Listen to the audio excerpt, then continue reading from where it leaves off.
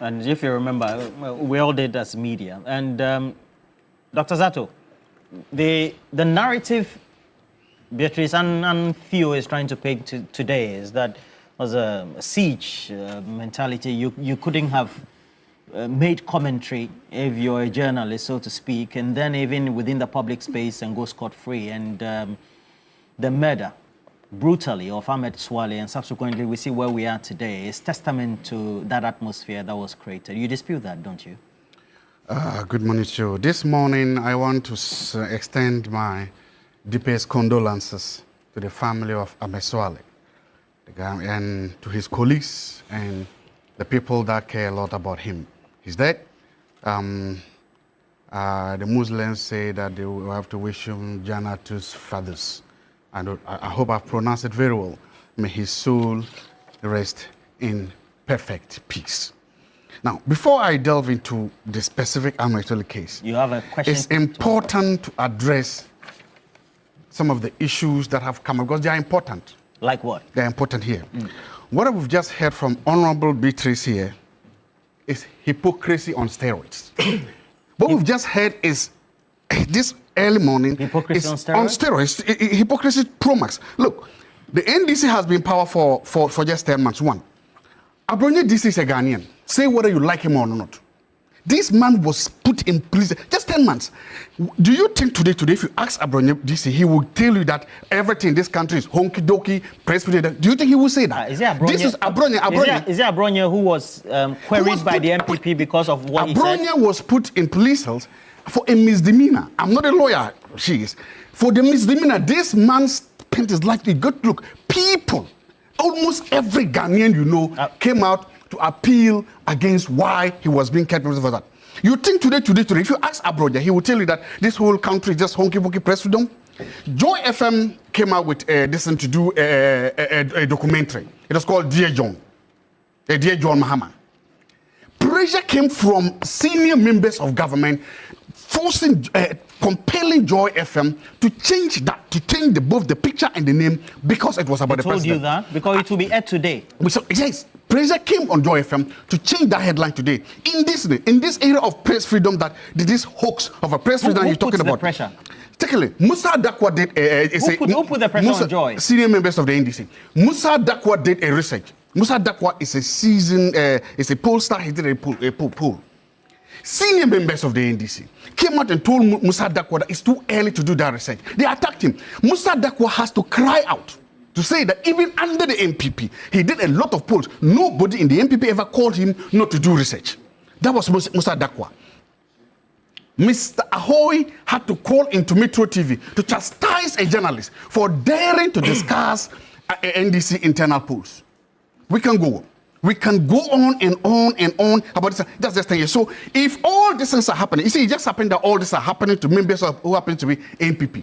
In spite of all these things, if you now come to sit here and now you are trying to tell the whole world that forget, there's nothing to see here, everything is honky-dory, everything is cool, then it tells you that you are there is a mismatch. You are living in an alternative universe that doesn't bear real to it because all these people, this is I've talked about, they've happened in the 8 months. In the 8 months with the government honeymoon. Do you know what happened by next time? Dr. Zaato, yes. Dr. Zaato, do you say that Atu Ahoy calling into the Metro TV program and then also reacting to what Paul Adumotre was saying and the subject matter thereof is equitable or could be equal to putting a journalist's photo on air and making utterances ultimately, whether they influence or not, his death is the same? What I'm saying is that this idea, this idea, this concept that all of a sudden we've just woken up to where the whole media is free, everything is free, it's a lie. It's a lie. It's a big hoax and it's a lie. No, these infractions happen. And in fact, sometimes they get worse as the governments get older. That is, if you look at everything about it, they happen. And they happen because sometimes the journalists or the people themselves may go across the line or something happen. The idea then that all these things are new in the MPP and only happen in the MPP, but they will not happen in the ADC is wrong. So let me now go to the substantive case. When this issue happened, we politicized it. Not only do we politicize it, we over-politicized it. And then the whole country, we engage in what I would refer to as a tunnel vision. Everybody came to the conclusion that Ahmed Suale was murdered because of his work with Tiger Eye. There was just conclusion. So much so that it was then believed that the people who murdered Ahmed Suale were the people he was trying to expose or he had exposed. Invariably, because the people he was exposing were government officials, senior government officials, it meant that the government had killed him. When you engage in this kind of tunnel vision, you close or you avoid yourself from looking at what we call alternative explanations, from looking at other possible scenarios. And that is what we ran with. So much so the senior opposition members promised the whole world and the whole country that when they come into power, they will find the killers of Ahmed Suale. That when they come to power, they'll find... Who did that? Who did that? There's a story here from GNA. GNA, 28th November 2020. That will find the killers at 3:34 p.m. The headline is, NDC administration will bring Ahmed Suale's killers to justice. They were quoting His Excellency, the President of the Republic of Ghana.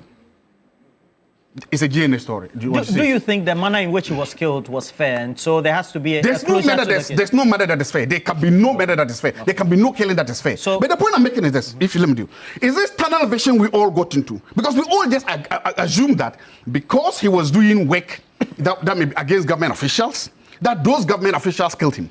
And because those government officials killed him, those same government officials could not, or the state could not be depended upon to bring his killers to justice. So, the only way he can get justice is if the government is out of power and a new administration comes, then that new administration, because the government just came to power. Yes, they just came to, again, that's the point I'm making. Okay. Now you came to power, you now review the evidence, you took the case course, and the gas is so my question then is that. So, in relation to that, and then also trying to justify or not whether there was a culture of silence. I've not tried to justify anything. Okay. The Press Freedom Index is a good indicator. Yes, it is. And by 2022, we had dropped sharply. 2022? Yeah. To 60 to 60 to 66. Yes. Subsequently, even by 22, so to speak. Yes. And that had been a concern for everybody else. You don't think that's a concern? It's a concern. I'm not saying it's not concern. Because you're a political scientist. Yes, right? I've just told you. I'm not saying it's not a concern. I've told you. I've explained. So what are you saying? I've explained that. This idea, yes, there were infractions on the journalists.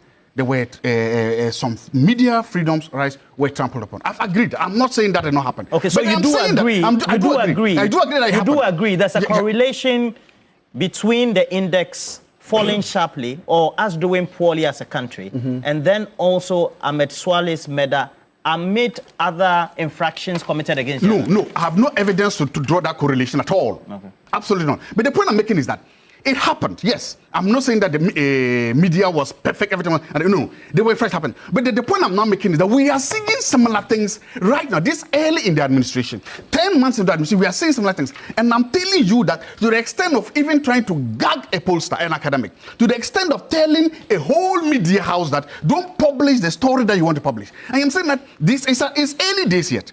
But you are seeing the ugly head of this thing rearing up. So if you then sit down, and in fact, a fair analysis would be to say that, look, we've seen it has happened before, and we are beginning to see signs of it. As a country, collectively, we have a duty and a responsibility to make sure that it doesn't happen, to make sure that the Press Freedom Index rises and improves, to make sure that we've got a right to do that. But if the impression you are trying to create is that it was bad here, but all of a sudden, just because of the change is saying something magical has happened, all of it just that's not true, that's not fair, and that's hypocritical. Okay. The point here, the final what I want to say is that, look, we need to move away from this tunnel vision approach of just thinking that political opponents or enemies had a hand in this guy's murder.